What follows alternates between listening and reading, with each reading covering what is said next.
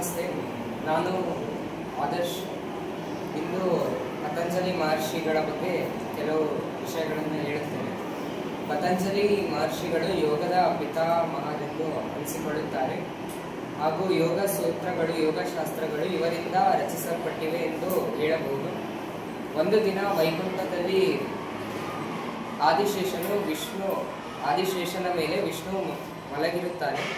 ಆವಾಗ ವಿಷ್ಣುವಿನ ಭಾರ ಇದ್ದಕ್ಕಿದ್ದಾಗೆ ಜಾಸ್ತಿ ಆಗುತ್ತಾ ಹೋಗುತ್ತದೆ. ಆಗ ಆದಿಶೇಷನು ಗಾಬರಿಗೊಂಡು ಕೇಳುತ್ತಾನೆ, ನೀವು ಏಕೆ ಇಷ್ಟು ಭಾರವಾಗುತ್ತಿದ್ದೀರಿ ಅಂತ ಕೇಳಿದಾಗ ವಿಷ್ಣು ತಾನು ನಟರಾಜನ ನರ್ತನವನ್ನು ಆಲೋಚಿಸುತ್ತಾ ಅವನು ತುಂಬ ಖುಷಿಯಿಂದ ಹಿಗ್ಗಿ ಭಾರವಾಗುತ್ತಾನೆ ಎಂದು ಹೇಳುತ್ತಾನೆ. ಹಾಗೆ ಕುತೂಹಲಗೊಂಡ ಆದಿಶೇಷನು ಅದನ್ನು ನೋಡಲು ಬಯಸುತ್ತಾನೆ. ಆಗ ಆದಿಶೇಷನು ವಿಷ್ಣುವಿನ ಆಜ್ಞೆಯನ್ನು ಕೇಳಿ ತಮಿಳುನಾಡಿನ ಚಿದಂಬರದಲ್ಲಿ ಶಿವನ ನರ್ತನೆಯನ್ನು ನೋಡಲು ಬರುತ್ತಾನೆ. ಹಾಗೂ ಒಂದು ದಿನ ಹಾಗೂ ಇನ್ನೊಂದು ಕಡೆ ಇಬ್ಬರು ಋಷಿ ದಂಪತಿಗಳಿರುತ್ತಾರೆ. ಅವರಿಗೆ ಮಕ್ಕಳಾಗಿರುವುದಿಲ್ಲ. ಅವರು ನಿತ್ಯ ಸೂರ್ಯದೇವರನ್ನು ಪ್ರಾರ್ಥಿಸುತ್ತಾ ಇರುತ್ತಾರೆ. ಹಾಗೂ ಒಂದು ದಿನ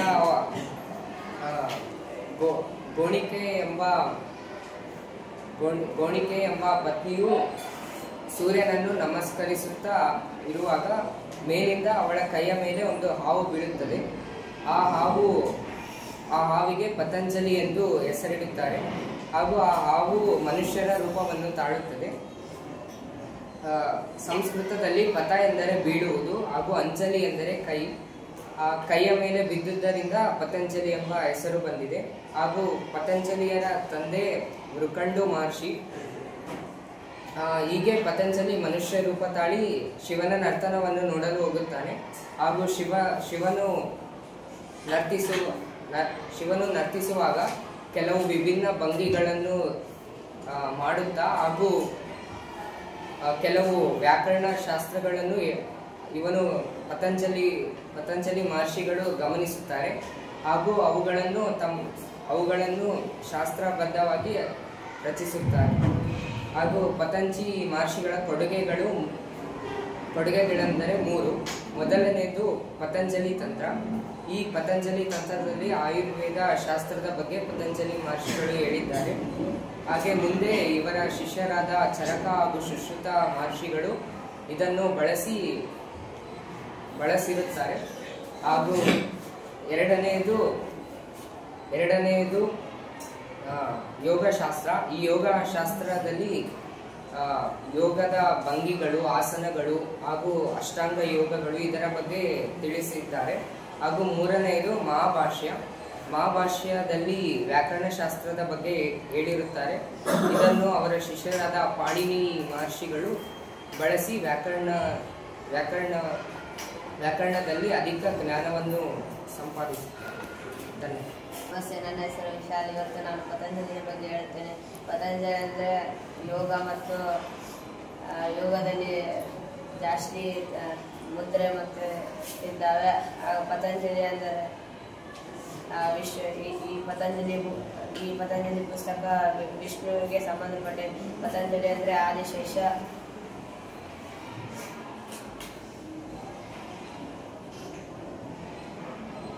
ಇಲ್ಲಿ ವಿಷ್ಣು ಆದಿಶೇಷನ ಮೇಲೆ ಕುಳಿತುಕೊಂಡಿದ್ದಾಗ ಆಗ ಆದಿಶೇಷನಿಗೆ ಭಾರ ಆಗುತ್ತದೆ. ಆಗ ಆದಿಶೇಷ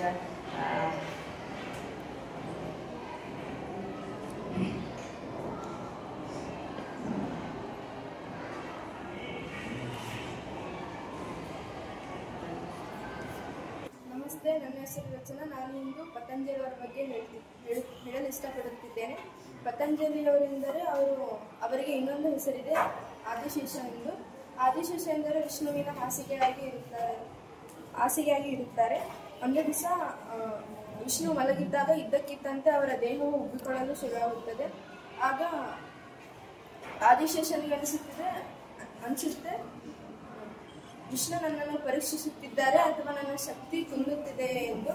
ಆಗ ಲಕ್ಷ್ಮೀದೇವಿಯು ಬಂದು ನೋಡಿದಾಗ ಏನಾಗುತ್ತಿದೆ ಎಂದು ಕಣ್ಣೀರು ಸುರಿಸಿದಾಗ ಅವರ ದೇಹ ಮತ್ತೆ ಮೊದಲಿನಂತೆ ತಿರುಗುತ್ತದೆ.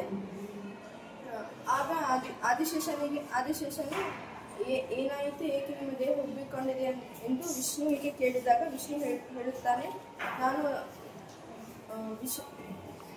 ಶಿವನು ನೃತ್ಯ ಮಾಡುವುದನ್ನು ನೆನೆಸಿಕೊಂಡರೆ ರೋಮಾಂಚನವಾಗಿ ನನ್ನ ದೇಹವು ಈ ರೀತಿ ಉಬ್ಬಿಕೊಳ್ಳುತ್ತು ಎಂದು ಹೇಳಿದಾಗ ಆದಿಶೇಷನಿಗೆ ಒಂದು ಆಸೆ ಆಗುತ್ತದೆ. ಅದು ತಾನು ಶಿವನ ನೃತ್ಯವನ್ನು ನೋಡಬೇಕೆಂದು ಆಸೆಯಾದಾಗ ವಿಷ್ಣುವಿಗೆ ತಿಳಿಸ್ತಾನೆ. ಆಗ ವಿಷ್ಣು ಅವನಿಗೆ ಒಂದು ವರ ಕೊಡ್ತಾನೆ, ನೀನು ಭೂಲೋಕಕ್ಕೆ ಹೋಗಿ ಜನ್ಮ ತಾಳು, ಅಲ್ಲಿ ನೀನು ಶಿವನ ನೃತ್ಯವನ್ನು ನೋಡ್ಬೋದು ಅಂತ ಹೇಳಿದಾಗ ಅವನು ಭೂಲೋಕದಲ್ಲಿ ಕಾಡಿನಲ್ಲಿ ಜನಿಸ್ತಾನೆ. ಅವನಿಗೆ ಪತಂಜಲಿ ಅಂತ ಹೆಸರು ಬರುತ್ತದೆ. ಪತಂಜಲಿ ಹುಟ್ಟಿದಾದ್ಮೇಲೆ ಅವನು ಯಾಕೆ ಅಷ್ಟು ಅವನು ದೇಹ ಮನಸ್ಸು ಮತ್ತು ಮಾತನ್ನು ನಿಗದಿಪಡಿಸಲು ಹೇಳಿಕೊಡ್ತಾನೆ. ದೇಹವನ್ನು ಯೋಗಶಾಸ್ತ್ರದಿಂದ ನಿಗದಿಪಡಿಸ್ತಾನೆ, ಮಾತನ್ನು ವ್ಯಾಕರಣಶಾಸ್ತ್ರದಿಂದ ನಿಗದಿಪಡಿಸ್ತಾನೆ, ಮತ್ತೆ ಮನಸ್ಸನ್ನು ಯೋಗಶಾಸ್ತ್ರದಿಂದ ನಿಗದಿಪಡಿಸ್ತಾನೆ. ಹೀಗಾಗಿ ಅವನು ತುಂಬಾ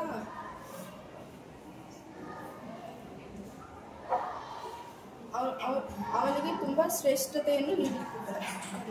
ನನ್ನ ಹೆಸರು ಆಕಾಶ್. ನಾನು ಇಂದು ಪತಂಜಲಿ ಬಗ್ಗೆ ಹೇಳ್ತೇನೆ. ಪತಂಜಲಿ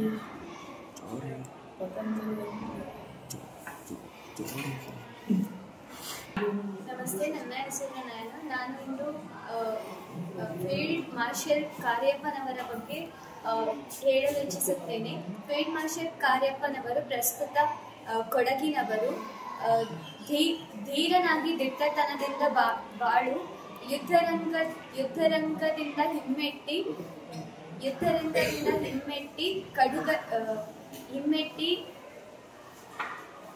ಅದರಿಂದ ಹೊರ ಬರದಂತೆ ತಿಳಿಯದ ಕಡುಗಲಿಯಾಗಿ ಬಾಳು ಎಂಬ ಮಾತನ್ನು ಕೊಡಗಿನವರಿಗೆ ಹೇಳಿ ಅವರಿಗೆ ಬೋಧಿಸಿ ಆಶೀರ್ವದಿಸುವ ಒಂದು ಪರಂಪರೆ ಇದೆ.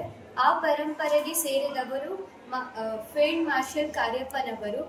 ಇವರು ದಿನಾಂಕ 28 ಜಾನ್ವರಿ 1999ರಲ್ಲಿ ಜಿಲ್ಲೆಯ ಮಡಿಕೇರಿಯ ಶನಿವಾರ ಸಂತೆ ಅನ್ನೋ ಒಂದು ಸಣ್ಣ ಊರಿನಲ್ಲಿ ಜನಿಸಿದವರು. ಇವರು 1919ರಿಂದ 1949ರವರೆಗೆ ಭಾರತೀಯ ಸೇನಾನಿಯಾಗಿ ಕಾರ್ಯನಿರ್ವಹಿಸಿದ್ದಾರೆ. ಇಂಗ್ಲಿಷ್ರವರು ಭಾರತವನ್ನು ಆಳುವಾಗ ಇಡೀ ಭಾರತದ ಅಧಿಕಾರ ಅವರ ಕೈಯಲ್ಲಿದ್ದಾಗ ಫೀಲ್ಡ್ ಮಾರ್ಷಲ್ ಕಾರ್ಯಪ್ಪನವರನ್ನು ಸೇನಾನಿಯಾಗಿ ನಿರ್ವಹಿಸಲೇಬೇಕಾಯಿತು. ಹಾಗಾಗಿ ಇವರು 20 ವರ್ಷಗಳ ಕಾಲ ಸೇನಾನಿಯಾಗಿ ಕಾರ್ಯನಿರ್ವಹಿಸಿದ್ದಾರೆ. ಮತ್ತು ಪ್ರಸ್ತುತ ಡಿಸೋಜಾ ಅವರು ಬರೆದಿರುವ ಈ ಪುಸ್ತಕದಲ್ಲಿ ಫೀಲ್ಡ್ ಮಾರ್ಷಲ್ ಕಾರ್ಯಪ್ಪನವರು ನ್ಯೂಜಿಲೆಂಡ್ಗೆ ಹೈ ಕಮಿಷನರ್ ಆಗಿ ಕಾರ್ಯನಿರ್ವಹಿಸಿರುವುದು ಹಾಗೂ ಭಾರತಕ್ಕೆ ಮೊದಲ ಚೀಫ್ ಕಮಾಂಡರ್ ಆಗಿ ನಿರ್ವಹಿಸಿರುವುದರ ಬಗ್ಗೆ ವಿವರಿಸಲಾಗಿದೆ. ಮತ್ತೆ ನನ್ನ ಹೆಸರು ಅನನ್ಯ. KM ಕಾರ್ಯಪ್ಪನವರ ಬಗ್ಗೆ ಹೇಳುತ್ತಿದ್ದೇನೆ. KM ಕಾರ್ಯಪ್ಪನವರು ಕೊಡಗು ಜಿಲ್ಲೆಯ ಮಡಿಕೇರಿ ಎಂಬ ಶನಿವಾರ ಸಂತೆಯ ಸಣ್ಣ ಊರಿನಲ್ಲಿ ಜನಿಸಿದ್ದಾರೆ. ಇವರು 1899ರಂದು ಜನವರಿ 28ರಂದು ಜನಿಸಿದ್ದಾರೆ. ಕಾರ್ಯಪ್ಪನವರ ತಂದೆ ತಾಯಿ ಹೆಸರು ಮಾದಪ್ಪ ಹಾಗೂ ತಾಯಿ ಕಾವೇರಿ. ಕಾರ್ಯಪ್ಪನವರು ಅವರ ವಿದ್ಯಾಭ್ಯಾಸವನ್ನು ಕೇಂದ್ರೀಯ ಪ್ರೌಢಶಾಲೆಯಲ್ಲಿ ಮುಗಿಸಿದ್ದಾರೆ. ಅವರು 1922ರಲ್ಲಿ ಭಾರತಕ್ಕೆ ಹಿಂತಿರುಗಿದ್ದಾರೆ. 1937ರಲ್ಲಿ ಅವರು ವಿವಾಹವಾಗಿದ್ದಾರೆ. ಅವರಿಗೆ ಇಬ್ಬರು ಮಕ್ಕಳು. ಮಗಳ ಹೆಸರು ನಳಿನಿ ಹಾಗೂ ನಂದನ ಇಬ್ಬರು ಮಕ್ಕಳಾದರು. ಹಾಗೆ ಅವರು ಕೆ.ಎಂ. ಕಾರಪ್ಪನವರು ಭಾರತದ ಪ್ರಥಮ ದಂಡನಾಯಕರಾಗಿ ಸೇವೆ ಸಲ್ಲಿಸಿದರು ಹಾಗೂ ಫೀಲ್ಡ್ ಮಾರ್ಷಲ್ ಪದವಿಯನ್ನು ಪಡೆದ ಇಬ್ಬರಲ್ಲಿ ಒಬ್ಬರು. ಹಾಗೂ ಇವರು 28ನೇ ಜನವರಿ 1899ರಲ್ಲಿ ಕೊಡಗಿನ ಶನಿವಾರ ಸಂತೆಯಲ್ಲಿ ಜನಿಸಿದರು. ಹಾಗೂ ಇವರು ಕೊಡವ ಜನಾಂಗದವರಾಗಿದ್ದರು. ಹಾಗೂ ಇವರ ತಂದೆ ಮಾದಪ್ಪನವರು ಹಾಗೂ ತಾಯಿ ಕಾವೇರಿ. ಅವರ ತಂದೆ ಕಂದಾಯ ಇಲಾಖೆಯಲ್ಲಿದ್ದರು. ಇವರು ಪ್ರಾಥಮಿಕ ಮತ್ತು ಪ್ರೌಢಶಾಲೆಯನ್ನು ಮಡಿಕೇರಿಯಲ್ಲಿ ಮುಗಿಸಿದರು ಮತ್ತು ಮದ್ರಾಸಿನ ಪ್ರೆಸಿಡೆನ್ಸಿ ಕಾಲೇಜಿನಲ್ಲಿ ತಮ್ಮ ಶಿಕ್ಷಣವನ್ನು ಮುಗಿಸಿದರು. ಹಾಗೂ 1947ರಲ್ಲಿ ಯುನೈಟೆಡ್ ಕಿಂಗ್ಡಮ್ನ ಇಂಪೀರಿಯಲ್ ಡಿಫೆನ್ಸ್ ಯುದ್ಧ ತಂತ್ರದ ತರಬೇತಿ ಪಡೆದರು. ಇವರು ಯುನೈಟೆಡ್ ಕಿಂಗ್ಡಮ್ನ ತರಬೇತಿ ಪಡೆಯಲು ಮೊದಲ ಭಾರತೀಯರಾಗಿದ್ದರು. ಹಾಗೂ ನಿವೃತ್ತರಾದ ಮೇಲೆ ಇವರು ಸೈನಿಕರನ್ನು ಭೇಟಿಯಾಗಿ ಮನಸ್ಥೈರ್ಯವನ್ನು ತುಂಬಿದರು. ಅದಾದ ಮೇಲೆ ಅವರು ಬೆಂಗಳೂರಿನಲ್ಲಿ ಆಸ್ಪತ್ರೆಯಲ್ಲಿ ಹೋದಾಗ ಅವರು ನಿಧನರಾದರು. ವ್ಯಕ್ತಿತ್ವ ಪತಂಜಲಿ ಎಂದರೆ ಆದಿಶೇಷ. ಒಂದು ದಿನ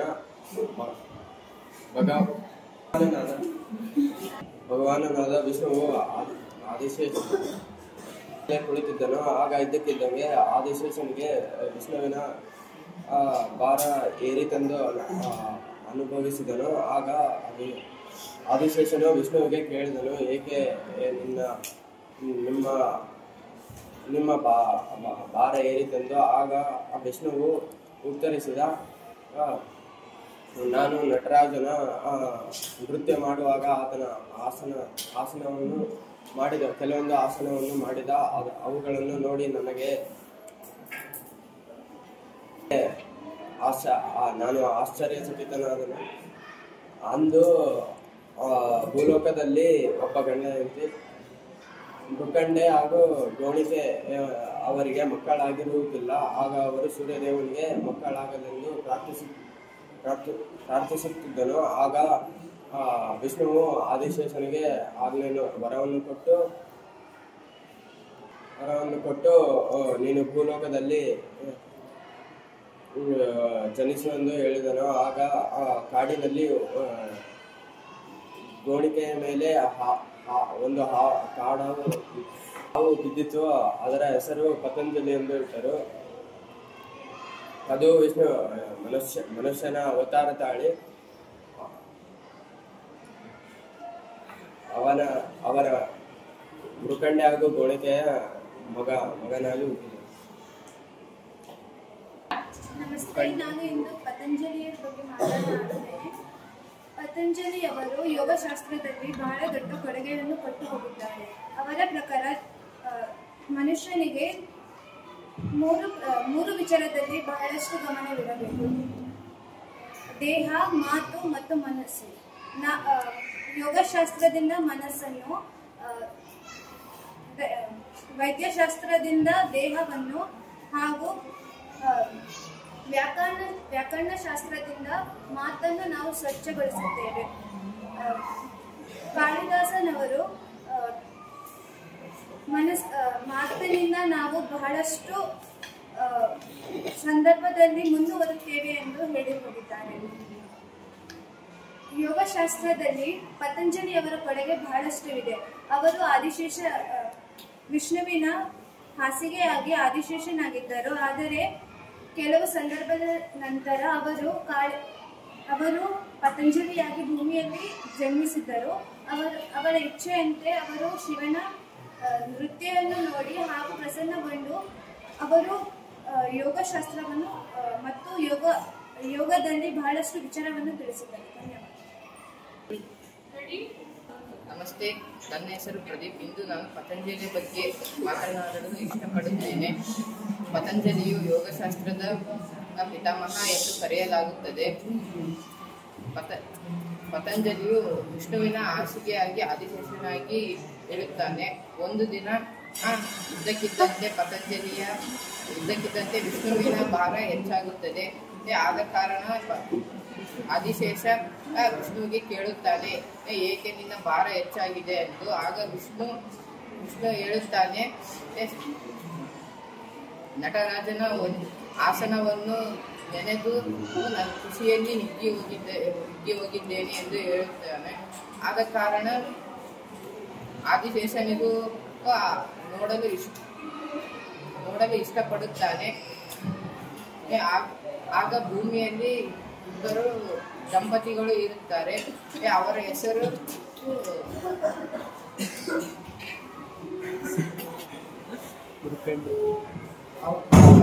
ಮುಖಂಡೆ ಗೋಣಿಕೆ ಎಂದು. ಆಗ ವಿಷ್ಣು ಆದಿಶೇಷನಿಗೆ ವರ ನೀಡುತ್ತಾನೆ. ಅದೇನೆಂದರೆ ಭೂಮಿಗೆ ಆವಾಗಿ ಹೋಗುವುದು.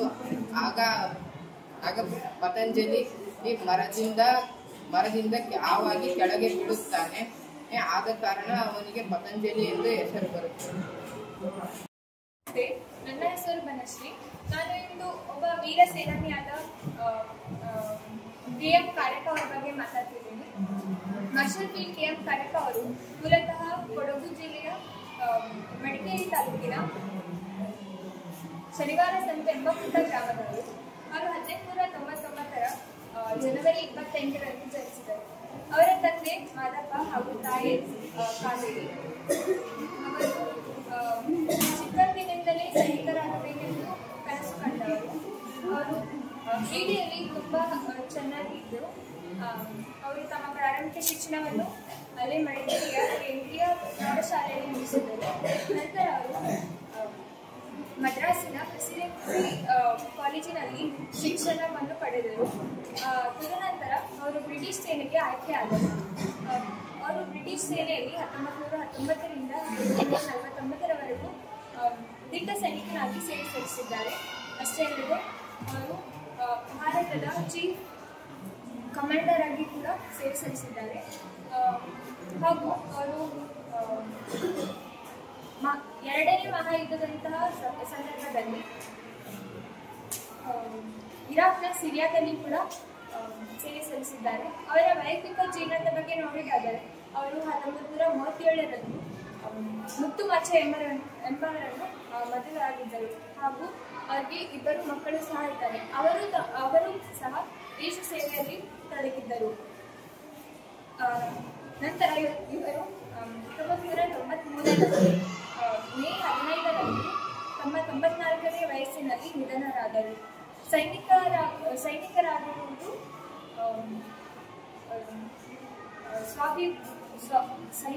ಸೈನಿಕರಾಗಿರುವುದಕ್ಕಿಂತ ಸ್ವಾಭಿಮಾನಕರ ವೃತ್ತಿ ಇನ್ನೊಂದಿಲ್ಲ ಎಂಬುದು ಅವರ ಆಶಯ ಆಗಿತ್ತು. ಇದನ್ನು ಹೇಳಿ ನಾನು ನನ್ನ ಮಾತನ್ನು ಮುಗಿಸಿ ಬಯಸುತ್ತೇನೆ. ನಮಸ್ತೆ, ನನ್ನ ಹೆಸರು ಮನೋಜ್. ನಾನು ಇವತ್ತು ಕೆ.ಎಂ. ಕಾರ್ಯಪ್ಪ ಅವರ ಬಗ್ಗೆ ಹೇಳುತ್ತೇನೆ. ಕೆ.ಎಂ. ಕಾರ್ಯಪ್ಪನವರು ಭಾರತದಲ್ಲಿಯೇ ಪ್ರಥಮ ದಂಡನಾಯಕರಾಗಿದ್ದರು ಮತ್ತು ಅವರು ಫೀಲ್ಡ್ ಮಾರ್ಷಲ್ ಪದವಿಯನ್ನು ಪಡೆದವರಲ್ಲಿ ಒಬ್ಬರಾಗಿದ್ದರು. ಕಾರ್ಯಪ್ಪನವರು 28 ಜನವರಿ 1899ರಲ್ಲಿ ಶನಿವಾರ ಸಂತೆಯಲ್ಲಿ ಜನಿಸಿದರು. ಅವರ ತಂದೆ ಹೆಸರು ಮಾದಪ್ಪನವರು ಮತ್ತು ಅವರ ತಾಯಿ ಹೆಸರು ಕಾವೇರಿ. ಅವರ ತಂದೆಯಾದ ಮಾದಪ್ಪನವರು ಕಂದಾಯ ಇಲಾಖೆಯಲ್ಲಿ ಕೆಲಸ ಮಾಡುತ್ತಿದ್ದರು ಮತ್ತು ಕೆ.ಎಂ. ಕಾರ್ಯಪ್ಪನವರು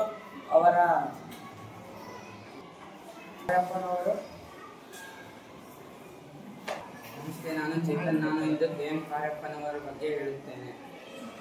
ಕೆ.ಎಂ. ಕಾರ್ಯಪ್ಪನವರು ಕೊಡಗು ಜಿಲ್ಲೆಯಲ್ಲಿ ಜನಿಸಿದರು. ಇವರು ಚಿಕ್ಕ ವಯಸ್ಸಿನಿಂದಲೇ ಯೋಧರಾಗಬೇಕೆಂದು ಕನಸು ಇತ್ತು.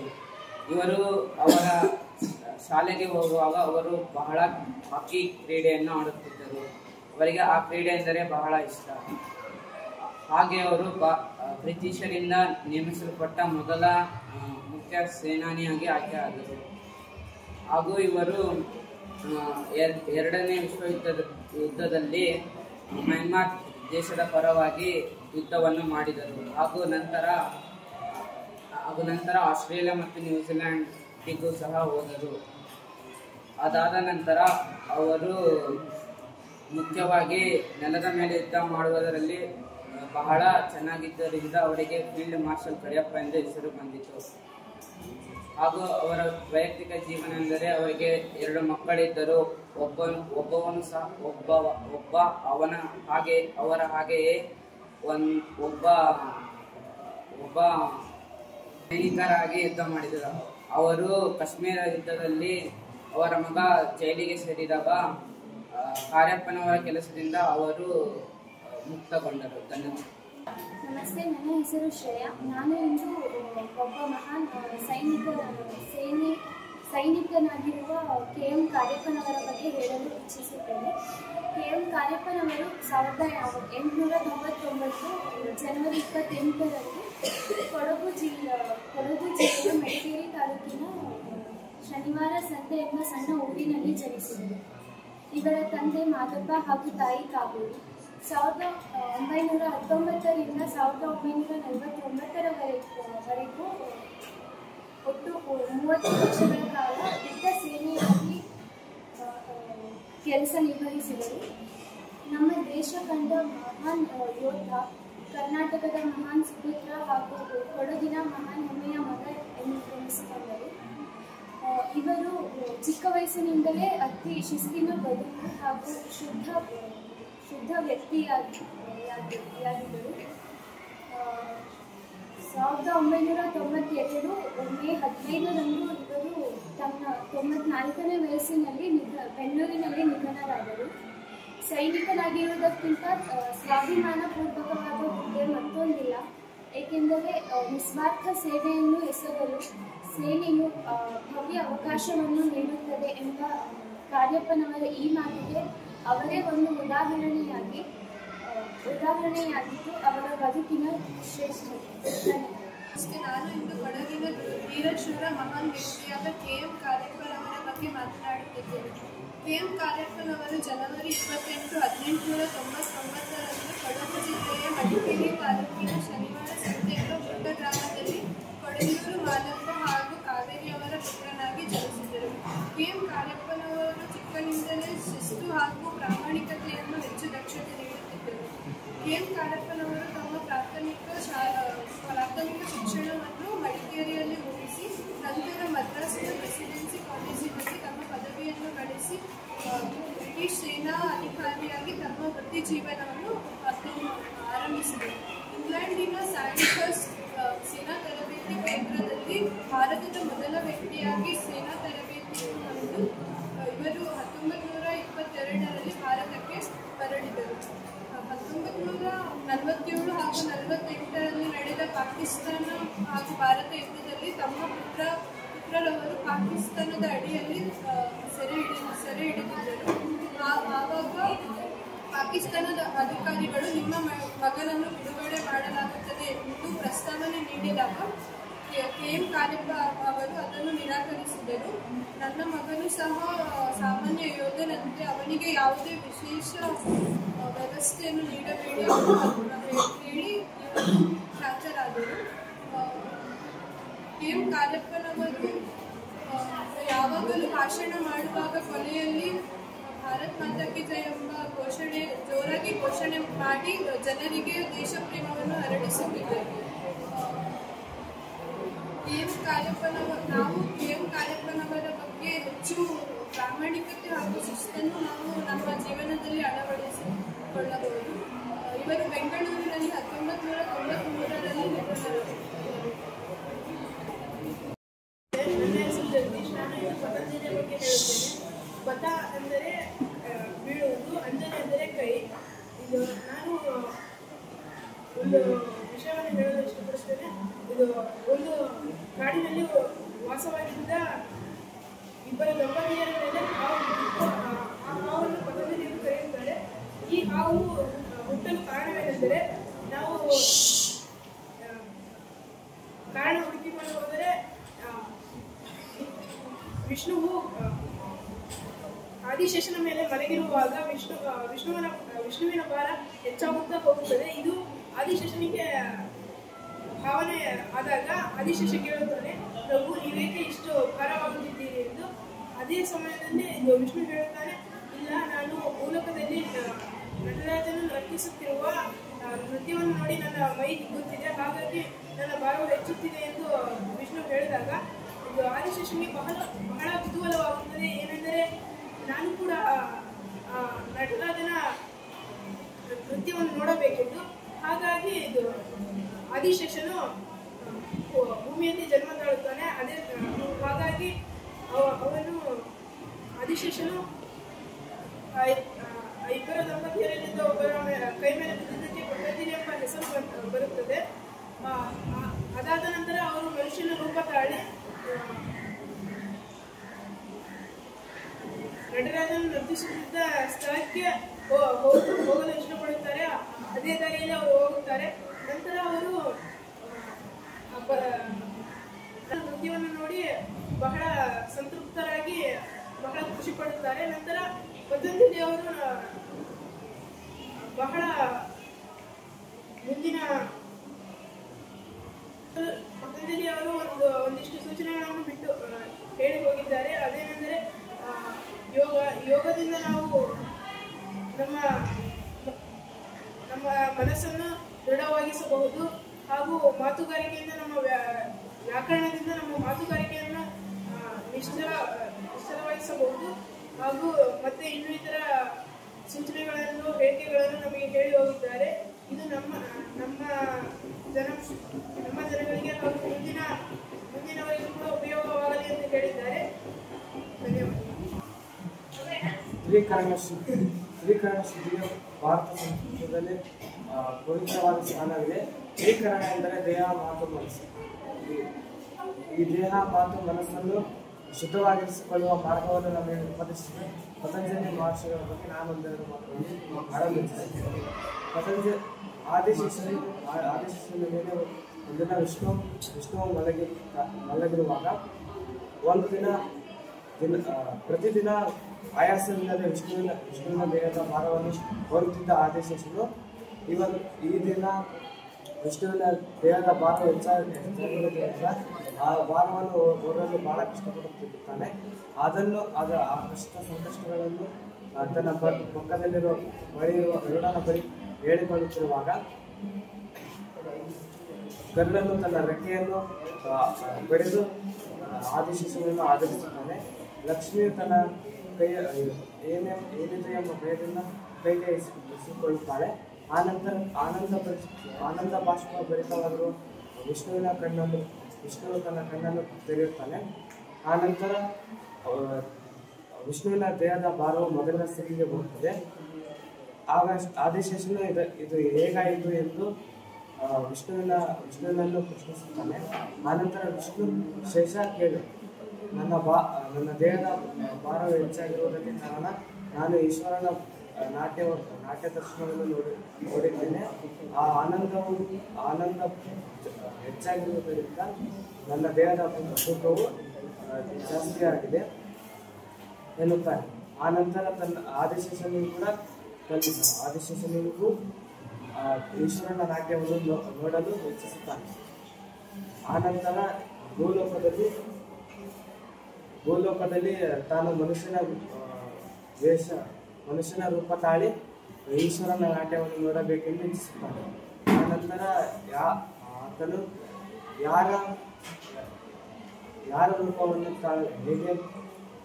ಯಾರ ಗರ್ಭದಲ್ಲಿ ಜನ್ಮ ತಾಳಬೇಕೆಂದು ಹುಡುಕುತ್ತಿರುವಾಗ ಒಂದು ಕಾಡು ಪ್ರದೇಶದಲ್ಲಿ ಗೋಣಿಕಾ ಎಂಬ ಮುನಿಪುತ್ರಿಯೊಬ್ಬಳು ತಪಸ್ವಿನಿಯಾಗಿದ್ದರಿಂದ ಅವಳೇ ನನ್ನ ತಾಯಿಯಾಗಬೇಕೆಂದು ಆದಿಶೇಷನು ನಿರ್ಣಯಿಸುತ್ತಾನೆ. ತನಗೆ ಪುತ್ರನನ್ನು ಪ್ರಾರ್ಥಿಸುತ್ತಿರುವಾಗ ಅವಳ ಅಂಜಲಿಯಲ್ಲಿ ಆದಿಶೇಷನು ಬೀಳುತ್ತಾನೆ. ಹಾವಾಗಿ ಬಿದ್ದಿದ್ದವನು ಮನುಷ್ಯನ ರೂಪ ತಾಳುತ್ತಾನೆ. ಪಥ ಅಂದರೆ ಬಿಡುವುದು, ಅಂಜಲಿ ಎಂದರೆ ಅಂಗೈ. ಅಂಗೈಯಲ್ಲಿ ಬಿದ್ದ ಆದಿಶೇಷನನ್ನು ಪತಂಜಲಿ ಎಂದು ಹೆಸರಿಸಲಾಗಿದೆ. ಹಾಗೆ ಅವನು ತಪಸ್ಸು ಮಾಡಿ ಈಶ್ವರನನ್ನು ಪ್ರಾರ್ಥಿಸುತ್ತಾನೆ. ಈಶ್ವರನು ತನ್ನ ಮುಂದೆ ಪ್ರತ್ಯಕ್ಷವಾಗಿ, ನಾನು ನಿನ್ನ ಹೆಜ್ಜೆಯಂತೆ ನನ್ನ ನಾಟ್ಯ ದರ್ಶನವನ್ನು ಮಾಡಿಸುತ್ತೇನೆ, ಮಾಡಿಸುತ್ತೇನೆ, ನೀನು ಕನಕ ಸಭೆಗೆ ಬರಬೇಕಾಗುತ್ತದೆ ಎಂದು ಹೇಳುತ್ತಾನೆ. ಆನಂತರ ತನ್ನ ಕಾಡುಗಳನ್ನು ಗುಡ್ಡ ಬೆಟ್ಟಗಳನ್ನು ದಾಟಿ ಪತಂಜಲಿ ಕನಕ ಸಭೆಗೆ ಹೋಗುತ್ತಾನೆ. ಆನಂತರ ಈಶ್ವರನ ನಾಟ್ಯದಲ್ಲಿ ಕೆಲವು ಭಕ್ತಿ. ನನ್ನ ಹೆಸರು ಕುಶಲ್. ಇವತ್ತು ನಾನು ಪತಂಜಲಿ ಅವರ ಬಗ್ಗೆ ಹೇಳುತ್ತಿದ್ದೇನೆ. ಪತಂಜಲಿ ಮೊದಲದಾಗಿ ಒಂದು ತ್ರಿಕರಣ ಶುದ್ಧಿಯ ಬಗ್ಗೆ ಹೇಳುತ್ತಾನೆ. ತ್ರಿಕರಣ ಶುದ್ಧಿ ಅಂದರೆ ಮಾತು, ಆರೋಗ್ಯ ಹಾಗೂ ಕೊಡುತ್ತದೆ. ಅದರಲ್ಲಿ ಪತಂಜಲಿಯು ಆದಿಶೇಷನ ರೂಪವನ್ನು ಹೇಳುತ್ತಾರೆ. ಆದಿಶೇಷನ ಬಗ್ಗೆ ಕಥೆ ಹೇಳೋದಾದರೆ, ಆದಿಶೇಷನು ವಿಷ್ಣು ಅವನ ಹಾಸಿಗೆಯಾಗಿ ಇರುತ್ತಾನೆ. ಒಮ್ಮೆ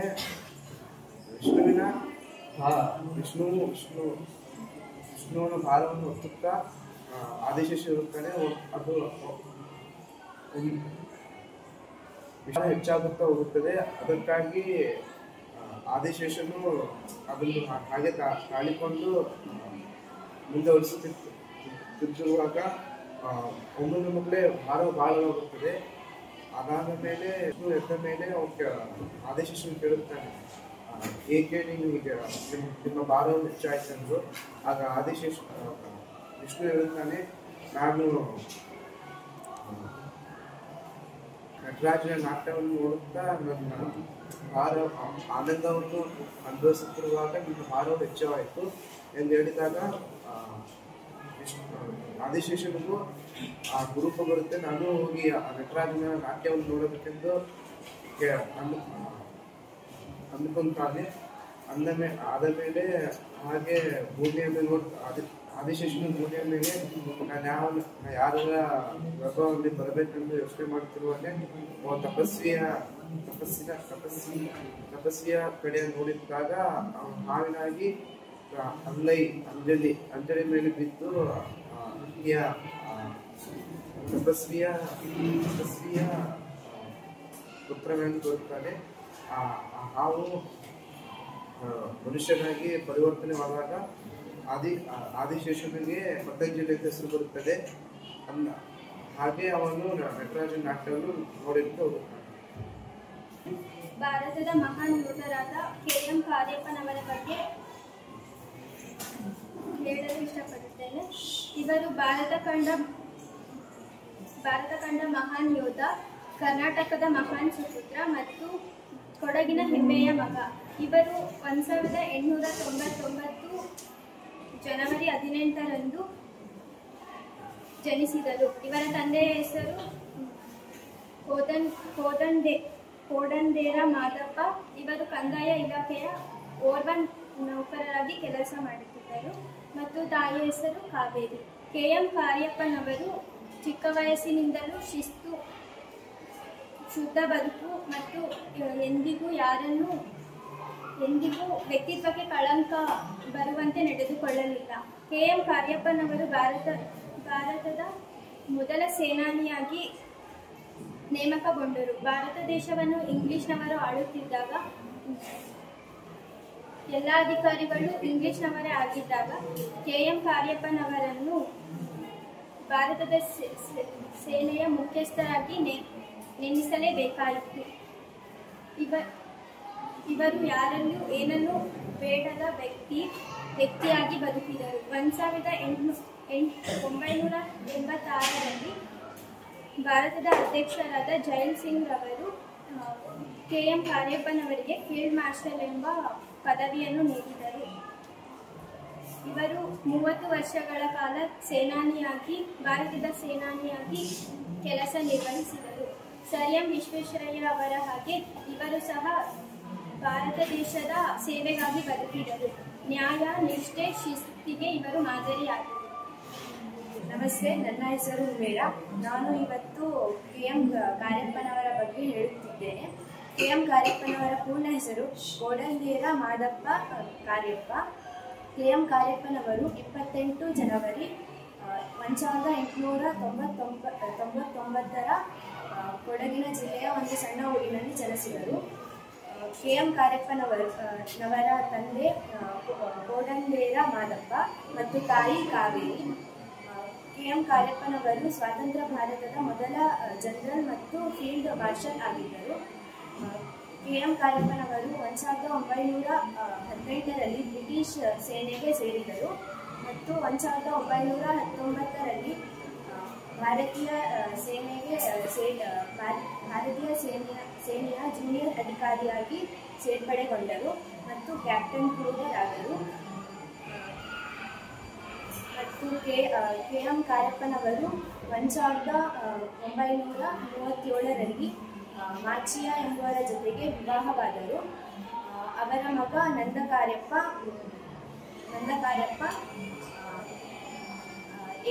ಏರ್ ಮಾರ್ಷಲ್ ಹುದ್ದೆಗೆ ಸೇರಿಕೊಂಡರು. KM ಕಾರ್ಯಪ್ಪನವರು 1947ರಲ್ಲಿ ಇಂಗ್ಲೆಂಡಿನ ಕ್ಯಾಂಬ್ರಿಲಿಯಾ ಇಂಪೀರಿಯಲ್ ಡಿಫೆನ್ಸ್ ಕಾಲೇಜಿನ ಕೋರ್ಸಿಗೆ ಆಯ್ಕೆಯಾದ ಮೊದಲ ಭಾರತೀಯರಾಗಿದ್ದರು. ಮತ್ತು 1993ರಲ್ಲಿ KM ಕಾರ್ಯಪ್ಪನವರು ಬೆಂಗಳೂರಿನಲ್ಲಿ ನಿಧನವಾದರು. KM ಕಾರ್ಯಪ್ಪನವರು ಭಾರತಕ್ಕೆ ಕೊಡುಗೆಯನ್ನು ನೀಡಿದ್ದಾರೆ ಮತ್ತು ಒಬ್ಬ ವೀರ ಸೇನಾನಿಯಾಗಿ ಭಾರತದ ಕಾರ್ಯವನ್ನು ನಿರ್ವಹಿಸಿದ್ದಾರೆ. ನಾನು ಪತಂಜಲಿಯವರ ಬಗ್ಗೆ ಹೇಳುತ್ತೇನೆ. ಒಂದು ದಿನ ಪತಂಜಲಿ ಶಿಷ್ಯ ವಿಷ್ಣು ಪತಂಜಲಿಯ ಹಾಸಿಗೆ ಮೇಲೆ ಮಲಗಿದ್ದಾಗ ಆತನ ಭಾರ ಹೆಚ್ಚಾಗುತ್ತಾ ಅವನು ಹೇಗೆ ಆಗುತ್ತಿದೆ ಎಂದು ವಿಷ್ಣುವನ್ನು ಕೇಳಿದಾಗ ಅವನು ಒಂದು ಸಂದರ್ಭವನ್ನು ವಿವರಿಸುತ್ತಾನೆ. ಆ ಸಂದರ್ಭವನ್ನು ಕೇಳಿದ ಆದಿಶೇಷನು ಅವನಿಗೂ ನೋಡಬೇಕೆಂಬ ಆಸೆ ಹುಟ್ಟುತ್ತದೆ. ಆಗ ಅವನು ಭೂಮಿಯಲ್ಲಿ ಜನ್ಮವನ್ನು ತಾಳುತ್ತಾನೆ. ಇದಾದ ಮೇಲೆ ಒಮ್ಮೆ ಪತಂಜಲಿಯು ಮಹಾಭಾಷ್ಯ ವಿದ್ಯೆಯನ್ನು ತನ್ನ ಶಿಷ್ಯರಿಗೆ ಹೇಳುವಾಗ ಯಾರೂ ಪರದೆಯನ್ನು ಸರಿಸಿ ನೋಡಬಾರದು ಎಂದು ಹೇಳುತ್ತಾನೆ. ಆಗ ಶಿಷ್ಯರು ಕೇಳಿದ ಎಲ್ಲ ಪ್ರಶ್ನೆಗಳನ್ನು ಪತಂಜಲಿಯು ಉತ್ತರಿಸುತ್ತಾನೆ. ಈ ಉತ್ತರಗಳು ಸಾವಿರಾರು ಧ್ವನಿಗಳಲ್ಲಿ ಕೇಳಿ ಬಂದಾಗ ಶಿಷ್ಯರಿಗೆ ಅನುಮಾನವನ್ನು ನೋಡಿ ಗುರುಗಳು ಹಿಂದೆ ಏನು ಮಾಡುತ್ತಿದ್ದಾರೆ ಎಂದು ಪರದೆಯನ್ನು ನೋಡುತ್ತಾರೆ. ಆಗ ಅವರಿಗೆ ಒಂದು 1000 ಎಡೆಗಳಿರುವ ವಿಶಾಲ ಸರ್ಪವೊಂದು ಕಾಣಿಸುತ್ತದೆ. ಪತಂಜಲಿಯು ಸಿಟ್ಟುಕೊಂಡು ಅವನು ಹಾಕಿದ ಬಂಧವನ್ನು ದಾಟಿದ ಕೂಡಲೇ ಎಲ್ಲರನ್ನೂ ಸುಟ್ಟು ಭಸ್ಮವನ್ನು ಮಾಡುತ್ತಾನೆ. ಆಗ ಹೊರಗಿಂದ ಬಂದ ಶಿಷ್ಯನು, ಸರ್ಪರಾಜ, ನನ್ನನ್ನು ಮನ್ನಿಸು, ನಾನು ಬರುವಷ್ಟರಲ್ಲಿ ನನ್ನ ಸ್ನೇಹಿತರು ಈ ಕಾರ್ಯವನ್ನು ಮಾಡಿದ್ದಾರೆ ಎಂದು ಹೇಳುತ್ತಾನೆ. ಅದಾದ ಮೇಲೆ ಪತಂಜಲಿಯು ಶಾಂತಿ ಮಂತ್ರ ಹೇಳುವುದಕ್ಕೂ ಮುಂಚೆ ನೀನು ಇಲ್ಲಿಂದ ಹೊರಟುವುದೇ ಎಂದು ಹೇಳಿ ಅವನಿಗೆ ರಾಕ್ಷಸನಾಗು ಎಂದು ಶಾಪವನ್ನು ಕೊಡುತ್ತಾನೆ. ಇದರಿಂದ ನಿರಾಳವಾದ ಶಿಷ್ಯನು ಆತನನ್ನು ಒಂದಲ್ಲ ಒಂದು ರೀತಿಯಲ್ಲಿ ಪ್ರಸನ್ನವನ್ನು ಮಾಡುತ್ತಾನೆ. ಆಗ ಪತಂಜಲಿಯು, ನೀನು ನಿನ್ನ ದಾರಿಯಲ್ಲಿ ಹೋಗು ಬರುವವರನ್ನು ಎಲ್ಲರೂ ಕೇಳು, ಯಾರು ಪಚ್ಚ ಧಾತುವಿಗೆ ಪ್ರತ್ಯಯ ಸೇರಿದಾಗ ಏನೆಂದು ಆಗುತ್ತದೆ ಎಂದು ಪಕ್ವಮೆಂದು ಯಾರು ಉತ್ತರವನ್ನು ಕೊಡುತ್ತಾರೋ ಅವರನ್ನು ಮಹಾಭಾಷ್ಯ ಅಧ್ಯಯನವನ್ನು ಮಾಡು, ಆಗ ನಿನ್ನ ಪಾಪ ಮೋಕ್ಷಗೊಳ್ಳುತ್ತದೆ ಎಂದು ಹೇಳ್ತಾನೆ. ಆಗ ರಾಕ್ಷಸನು ಮಾಯವಾಗಿ ಒಂದು ಮರದ ಕಡೆ ಹೋಗುತ್ತಾನೆ. ಅವನ ದಾರಿಯಲ್ಲಿ ಬರುವ ಎಲ್ಲರನ್ನು ಕೇಳುತ್ತಾನೆ. ಯಾರು ತಪ್ಪಾದ ಉತ್ತರವನ್ನು ಕೊಡುತ್ತಿದ್ದರೋ ಅವರನ್ನು ತಿನ್ನುತ್ತಾನೆ. ಆಗ ಒಂದು ದಿನ ಒಬ್ಬ ಬ್ರಾಹ್ಮಣನು ಬರುತ್ತಾನೆ. ರಾಕ್ಷಸನು ಅದೇ ಪ್ರಶ್ನೆಯನ್ನು ಆತನನ್ನು ಕೇಳುತ್ತಾನೆ. ಆಗ ಬ್ರಾಹ್ಮಣನು ಪಕ್ವಂ ಎಂಬ ಸರಿಯಾದ ಉತ್ತರವನ್ನು ಹೇಳುತ್ತಾನೆ. ಆಗ ಆತ ಶಿಷ್ಯನಿಗೆ, ನನ್ನ ಪಾಪದ ಮೋಕ್ಷ ಸಮಯ ಹತ್ತಿರ ಬಂದಿತು ಎಂದು ಅವನನ್ನು ಬೇಡಿ ನನ್ನಿಂದ ಮಹಾಭಾಷ್ಯ ಅಧ್ಯಯನವನ್ನು ಮಾಡುವೆ ಎಂದು ಕೇಳುತ್ತಾನೆ. ಆಗ ಆತನು, ನಾನು ಅದಕ್ಕಾಗಿಯೇ ಬಂದಿರುವೆ ಎಂದು ಹೇಳುತ್ತಾನೆ. ನಮಸ್ತೆ, ನನ್ನ ಹೆಸರು ನಿಖಿತ್. ನಾನು ಇಂದು ಭಾರತದ ದಂಡನಾಯಕರಾದ KM ಕಾರ್ಯಪ್ಪನವರ ಬಗ್ಗೆ ಹೇಳಲು ಇಚ್ಛಿಸುತ್ತೇನೆ. ಕಾರ್ಯಪ್ಪನವರು ಕೊಡಗು ಜಿಲ್ಲೆಯ ಮಡಿಕೇರಿ ತಾಲೂಕಿನ ಶನಿವಾರ ಸಂತೆ ಎಂಬ ಸಣ್ಣ ಊರಿನಲ್ಲಿ ಜನಿಸಿದ್ದಾರೆ. ಇವರು 1899 ಜನವರಿ 28ರಂದು ಜನಿಸಿದರು.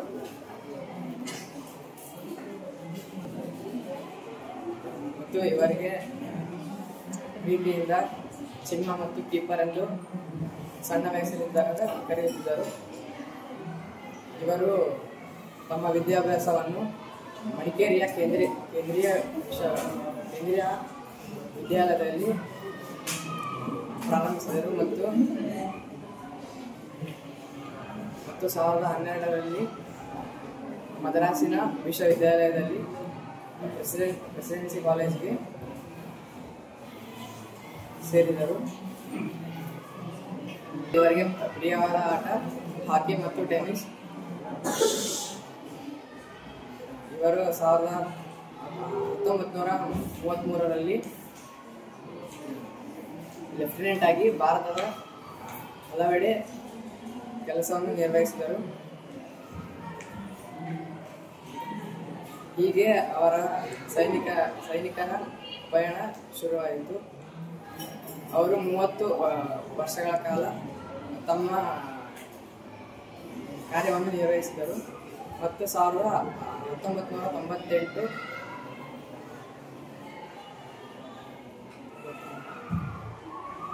ರಂದು ಮರಣರಾದರು. ನಮಸ್ತೆ, ನನ್ನ ಹೆಸರು ನಿಹಾಲ್. ನಾನು ಇಂದು ಪತಂಜಲಿಯವರ ಬಗ್ಗೆ ಮಾತನಾಡುತ್ತಿದ್ದೇನೆ. ನಾವು ಪತಂಜಲಿ ಒಂದು ಕಥೆ ನೆನಪಾಗುತ್ತದೆ. ಪತಂಜಲಿ ಮುಂಚೆ ಒಂದು ದಿನ ಆದಿಶೇಷನು ಯಾವಾಗಲೂ ವಿಷ್ಣುವನ್ನು ತನ್ನ ಮೇಲೆ ಮಲಗಿಸುತ್ತಿದ್ದ. ಒಂದು ದಿನ ವಿಷ್ಣು ಇದ್ದಕ್ಕಿದ್ದಂತೆ ವಿಷ್ಣುವಿನ ಭಾರ ಹೆಚ್ಚು ಆಗುತ್ತಾ ಹೋಯಿತು. ಆಗ ದಿನನಿತ್ಯ ಆದಿಶೇಷನು ವಿಷ್ಣುವನ್ನು ಹೊರುತ್ತಿದ್ದಾಗ ಏನೂ ಅನಿಸುತ್ತಿರಲಿಲ್ಲ. ಆದರೆ ಇದ್ದಕ್ಕಿದ್ದಂತೆ ಅವನ ಭಾರ ಹೆಚ್ಚಾಗಿದ್ದರಿಂದ ಅವನು ವಿಷ್ಣುವಿಗೆ ಕೇಳುತ್ತಾನೆ, ವಿಷ್ಣು ನಿನ್ನ ಭಾರವು ಏಕೆ ಹೆಚ್ಚಾಗುತ್ತಿದೆ, ಇದರ ಹಿಂದೆ ಕಾರಣವೇನಿದೆ ಎಂದು ಕೇಳಿದಾಗ ವಿಷ್ಣು ಹೇಳುತ್ತಾನೆ, ನಾನು ಭೂಲೋಕದಲ್ಲಿ ನಟರಾಜನು ಮಾಡುತ್ತಿರುವ ನೃತ್ಯವನ್ನು ನೋಡುತ್ತಾ ಸಂತಸ ಪಡುತ್ತಿದ್ದೇನೆ, ಆದ್ದರಿಂದ ನನ್ನ ಭಾರವು ಹೆಚ್ಚಾಗುತ್ತಿದೆ ಅಂತ ಹೇಳುತ್ತಾನೆ. ಆಗ ಈ ಮಾತನ್ನು ಕೇಳಿ ಆದಿಶೇಷನಿಗೆ ನಟರಾಜನ ನೃತ್ಯವನ್ನು ನೋಡಲು ಆಸೆ ಆಗುತ್ತದೆ. ಆದ್ದರಿಂದ ಅವನು ವಿಷ್ಣುವನ್ನು ಕೇಳುತ್ತಾನೆ, ಏನೆಂದರೆ ನಾನು ನಟರಾಜನ ನೃತ್ಯವನ್ನು ನೋಡಬೇಕೆಂದು ಆಸೆಯಾಗಿದೆ. ನಾನು ಕೂಡ ಭೂಲೋಕಕ್ಕೆ ಹೋಗಿ ನಟರಾಜನ ನೃತ್ಯವನ್ನು ನೋಡುತ್ತಾನೆ ಎಂದು ಹೇಳಿದಾಗ ವಿಷ್ಣು ಅವನನ್ನು ಭೂಲೋಕಕ್ಕೆ ಕಳುಹಿಸುತ್ತಾನೆ. ಆಗ ಅವನು ಒಂದು ಸರ್ಪವಾಗಿ ಭೂಲೋಕಕ್ಕೆ ಹೋಗುತ್ತಾನೆ.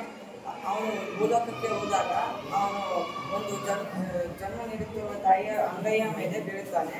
ಅವನು ಬೀಳುವುದಕ್ಕೆ ಪಥ ಹಾಗೂ ಅಂಗೈಗೆ ಅಂಜನಿ ಅಂತ ಹೇಳುತ್ತಾರೆ. ಅವನು ಅಂಗೈನ ಮೇಲೆ ಬಿದ್ದುದರಿಂದ ಅವನಿಗೆ ಪತಂಜಲಿ ಎಂದು ಭೂಲೋಕದಲ್ಲಿ ಹೆಸರು ಪ್ರಾಪ್ತವಾಯಿತು. ನಂತರ ಅವನು ನಟರಾಜನ ನೃತ್ಯವನ್ನು ನೋಡಲು ಹೋದನು. ಅಂದರೆ ಶಿವನ ನೃತ್ಯವನ್ನು ನೋಡಲು ಹೋದನು. ಆಗ ಶಿವನು ತನ್ನ ನೃತ್ಯ ಮಾಡುವ ಸ್ಥಳಕ್ಕೆ ಕರೆಯುತ್ತಾನೆ. ಅವನು ಬಹಳ ಕಾಡು ಬೆಟ್ಟಗಳನ್ನು ಪಾರು ಮಾಡಿ ಶಿವನು ಕರೆದ ಸ್ಥಳಕ್ಕೆ ಹೋಗಿ ಅವನ ನೃತ್ಯವನ್ನು ನೋಡುತ್ತಾನೆ. ನೃತ್ಯವನ್ನು ನೋಡಿ ಸಂತಸ ಪಡುತ್ತಾನೆ. ನನ್ನ ಹೆಸರು ದಕ್ಷ. ನಾನಿವತ್ತು ಕೆ.ಎಂ. ಕಾರ್ಯಪ್ಪನವರ ಬಗ್ಗೆ ಕೆ.ಎಂ. ಕಾರ್ಯಪ್ಪನವರ ಪೂರ್ಣ ಹೆಸರು ಕೋಡಂದೆರ ಮಾದಪ್ಪ ಕಾರ್ಯಪ್ಪ.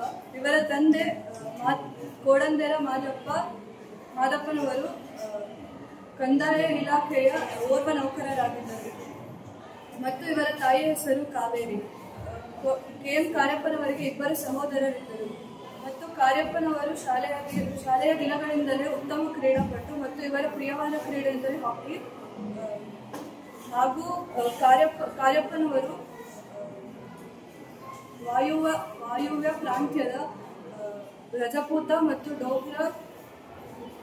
ಡೋಗ್ರ ರೆಜಿಮೆಂಟಿನಲ್ಲಿ ನಾಯಕರಾಗಿ ಸೇವೆ ಸಲ್ಲಿಸಿದ್ದಾರೆ ಮತ್ತು ಇವರಿಗೆ 1900 1938ರಲ್ಲಿ ಮೇಜರ್ ಆಗಿ ನೇಮಿಸಲಾಗಿತ್ತು. ಇದರ ಜೊತೆಯಲ್ಲಿ ಇವರು ಭಾರತೀಯರಾಗಿದ್ದುಕೊಂಡು ಸುಮಾರು 28 ವರ್ಷಗಳ ಕಾಲ ಆಂಗ್ಲರ ಸೇವೆ ಸಲ್ಲಿಸಿದ್ದಕ್ಕೆ ಬ್ರಿಟಿಷ್ ಸರ್ಕಾರ ಇವರನ್ನು order of the British empire ಎನ್ನುವ ಪದವಿಯನ್ನು ನೀಡಿ ಗೌರವಿಸಲಾಗಿದೆ. ಮತ್ತು ಇವರನ್ನು ಎಲ್ಲರೂ ಗೌರವದಿಂದ ಫೀಲ್ಡ್ ಮಾರ್ಷಲ್ ಕಾರ್ಯಪ್ಪ ಎಂದು ಕರೆಯುತ್ತಿದ್ದರು. ಮತ್ತು ಇವರು 1993ರಂದು ಬೆಂಗಳೂರಿನಲ್ಲಿ 15 ಮೇಯರಂದು ನಿಧನರಾದರು. ನಮಸ್ತೆ, ನನ್ನ ಹೆಸರು ಶ್ರೀಶಾಂತ್. ನಾನು ಇಂದು ಯೋಗದ ಪಿತಾಮಹರಾದ ಪತಂಜಲಿ ಅವರ ಬಗ್ಗೆ ಹೇಳಲು ಇಷ್ಟಪಡುತ್ತೇನೆ. ಅವರು ಭೂಮಿಯಲ್ಲಿ ಜನ್ಮ ತಾಳುವುದರ ಬಗ್ಗೆ ತಿಳಿಸಲು ಬಯಸುತ್ತೇನೆ. ಒಂದು ದಿನ ಮಹಾವಿಷ್ಣುವಿನ ಆಸ್ತಿಯಾದ ಆದಿಶೇಷನಿಗೆ ಮಹಾವಿಷ್ಣು ಅವರ ಭಾರ ಹೆಚ್ಚಾಗುತ್ತೆಂದು ಎನಿಸುತ್ತದೆ. ಅವರು ಈ ಹಿಂದೆ ನಾನು ವಿಷ್ಣುವಿನ ಭಾರವನ್ನು ತಡೆದುಕೊಳ್ಳುತ್ತಿದ್ದೆ, ಆದರೆ ಈಗ ಸ್ವಲ್ಪ ಕಷ್ಟವಾಗುತ್ತಿದೆ ಎಂದು ಹೇಳುತ್ತಾರೆ. ಪಕ್ಕದಲ್ಲಿದ್ದ ಗರುಡನಿಗೆ ತಿಳಿಸುತ್ತಾರೆ. ಇದ್ದಕ್ಕಿದ್ದಂತೆ ಅವರ ಭಾರ ಇನ್ನೂ ಹೆಚ್ಚಾಗುತ್ತದೆ. ಆಗ ಗರುಡನು ಅವರಿಗೆ ಸಹಾಯ ಮಾಡುತ್ತಾನೆ. ಲಕ್ಷ್ಮಿಯು ಇದೆಂದು ಎಂದು ಭಯದಿಂದ ಆಕೆಯ ಕೈಯನ್ನು ಇಸಿಕೊಳ್ಳುತ್ತಾಳೆ. ಆನಂತರ ಮಹಾವಿಷ್ಣುವು ತನ್ನ 2 ಕಣ್ಣುಗಳನ್ನು ತೆಗೆದು ಅವರ ಭಾರ ಮತ್ತೆ ಮೊದಲಿನ ಸ್ಥಿತಿಗೆ ಬರುತ್ತದೆ. ಆಗ ಆದಿಶೇಷನು ಸ್ವಲ್ಪ ಚೇತರಿಸಿಕೊಳ್ಳುತ್ತಾನೆ. ಹೀಗಾಗಲು ಕಾರಣವೇನೆಂದು ಆದಿಶೇಷನು ಮಹಾವಿಷ್ಣುವಿಗೆ ಕೇಳುತ್ತಾನೆ. ಆಗ ಮಹಾವಿಷ್ಣುವು ಹೇಳ್ತಾನೆ, ಅದನ್ನು ನೆನೆಸಿಕೊಂಡರೆ ಮೈಯೆಲ್ಲ ರೋಮಾಂಚನವಾಗುತ್ತದೆ. ಅದೇನೆಂದರೆ